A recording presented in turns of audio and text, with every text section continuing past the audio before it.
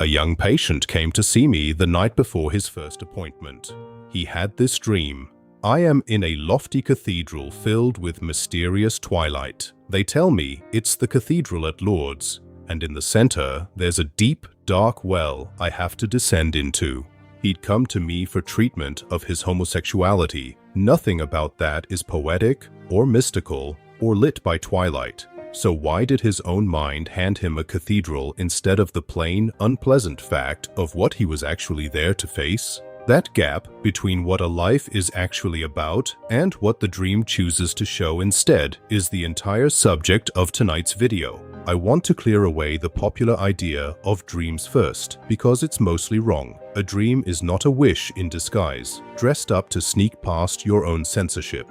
I found across decades of clinical work that the vast majority of dreams are compensatory. They stress whatever side of a person's situation their conscious mind is currently neglecting in order to keep the whole psychic system in balance. That's a plain, almost mechanical claim. A dream is a normal psychic phenomenon, transmitting unconscious material to consciousness the way a nerve transmits a signal. It isn't fortune-telling, and it isn't a puzzle box hiding a single shameful answer. It's closer to a corrective, supplying exactly the perspective your waking attitude has been leaving out. Back to my young patient. He was intelligent, aesthetically gifted, with a very fine appreciation for art, and, by his own account and mine, younger than his years in a particular way I'd call retarded development. He'd come to treat his homosexuality, which he experienced as an unpleasant, unpoetic problem to be solved. His dream did something remarkable with that unpleasant fact. It didn't ignore the coming treatment. It transfigured it. The cathedral, the twilight, the sacred well he had to descend into, all of it was a poetic metaphor for the very treatment he was dreading, dressed in exactly the aesthetic and emotional register that could actually reach him. Something in him needed the well to be sacred rather than merely uncomfortable, or he might never have found the nerve to climb down into it at all.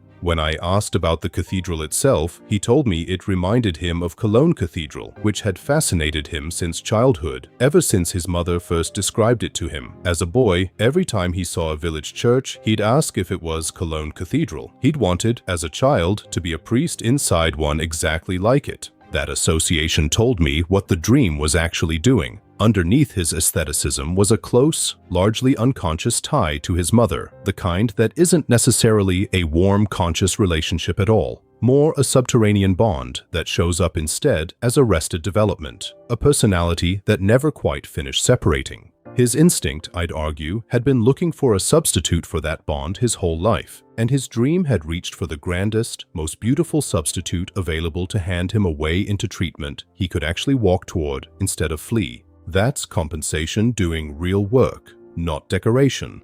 A mental corrective handed to a person who had no adequate conscious understanding yet of what he was actually undertaking.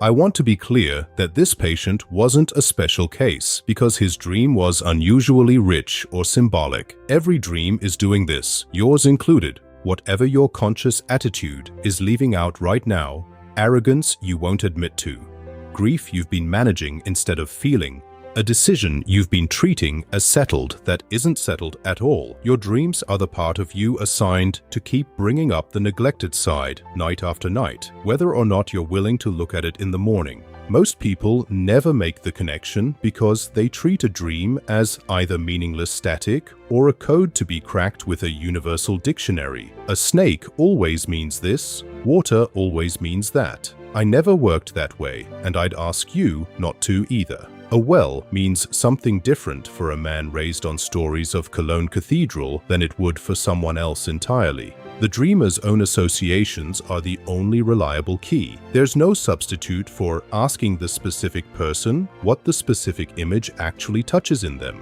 So, practically, how do you actually use this? Don't start by asking what a dream symbol means in general. Start by asking what your conscious attitude has been the last few days on the specific question the dream seems to circle. Then ask what the dream is stressing instead. If you've been feeling entirely confident about a decision and the dream hands you something fragile or lost or drowning, that's very likely the compensation, not a random anxiety to be dismissed. Then do what I did with my patient. Follow your own associations to the images rather than reaching for a symbol dictionary. What does that specific cathedral actually connect to in your own history? The dream built the image out of material only you carry. The interpretation has to be built the same way. I'll add one caution. A single dream rarely tells you everything. I paid far more attention to a series of dreams over weeks or months than to any one dream in isolation, because the compensation is a conversation the unconscious is having with you over time, not a single verdict delivered once.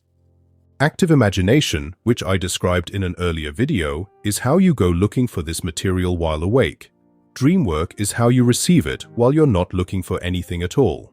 Between the two, you have both directions of the same conversation and individuation. The whole thing I described a few videos back runs on exactly this raw material. Neither one works as a concept. Both only work as a practice, night after night, image by image. If you like my videos, be sure to share, like, and subscribe.